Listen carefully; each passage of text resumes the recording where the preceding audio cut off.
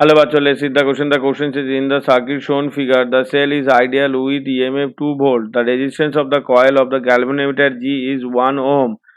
Then 1 no current flows in G. 2 0.2 ampere current flows in G. 3 potential difference across C1 is 1 volt.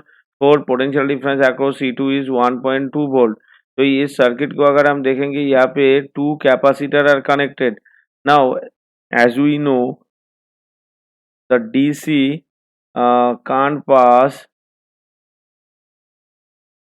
Through a capacitor. तो यहाँ पे जो capacitor है, ये capacitor हमारा जो करंट है, करंट कैलकुलेशन में काउंट नहीं होगा.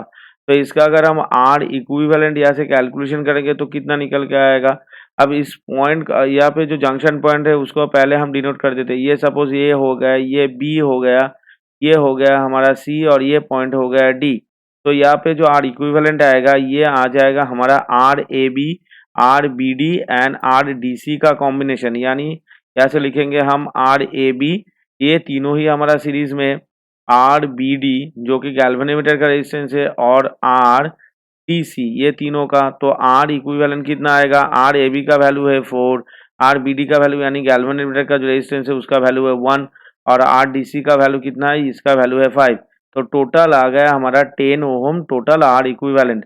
अब इस सर्किट का अगर करंट कैलकुलेशन करना है तो क्या है, ये तीनों सीरीज में है. सो जो करंट हमारा ए बी से पास होगा वही बी डी से होगा और वही हमारा डी सी से भी पास होगा.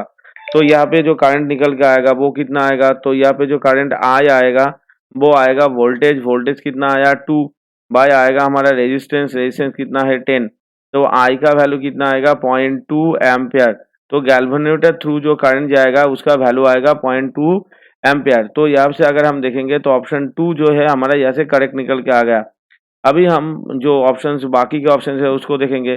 अब पोटेंशियल डिफरेंस अक्रॉस C1 यानी हमारा जो C1 का मतलब हमारा आ रहा है VAD. तो VAD को हम कैसे देखेंगे यहाँ से, तो VAD जो होगा हमारा यहाँ से VAD का वैल्यू जो होगा VAD इज इक्वल टू हम यहाँ से लिखेंगे VAD इक्वल टू हम लिखेंगे यहाँ से VAB plus VAD equal to हम लिखेंगे VAB प्लस VBD क्योंकि ये इससे पैरेलली कनेक्टेड है. तो VBD ये पैरेलली कनेक्टेड है AD के साथ, VAB प्लस VBD. तो VAB का वैल्यू कितना होगा, इसका करंट कितना है 0.2, रेजिस्टेंस कितना है 4. तो ये हो गया VAB. अब गैल्वेनोमीटर का करंट कितना है 0.2, रेजिस्टेंस कितना है 1. तो ये हो गया. तो इसका वैल्यू कितना आएगा 0.8 प्लस 0.2 यानी 1 वोल्ट. तो हमारा C1 का जो पोटेंशियल डिफरेंस होगा वो 1 वोल्ट हो जाएगा. यानी ऑप्शन 3 जो है ये भी हमारा करेक्ट है.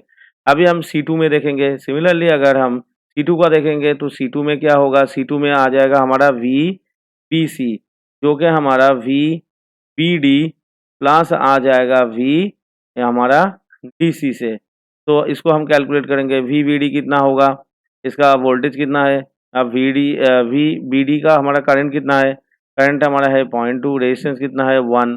DC में कितना है, VDC में हमारा रेजिस्टेंस है कितना, करंट है हमारा 0.2 और हमारा रेजिस्टेंस कितना है 5. तो इसका वैल्यू कितना आया 0.2 प्लस 1 यानी 1.2 वोल्ट. तो ये आ गया हमारा C2 का. तो अगर हम ऑप्शंस में देखेंगे तो ऑप्शन 4 जो है ये भी हमारा करेक्ट है. तो ऑप्शन 1.1 एम्पियर इन गैल्वेनोमीटर. ऑप्शन 2 जो है तो ऑप्शन 2, ऑप्शन 3 एंड ऑप्शन 4 ये तीनों के तीनों हमारे यहाँ पे करेक्ट ऑप्शन आ रहा है. They are correct option. Hope you all understood it well. Best of luck. Thank you.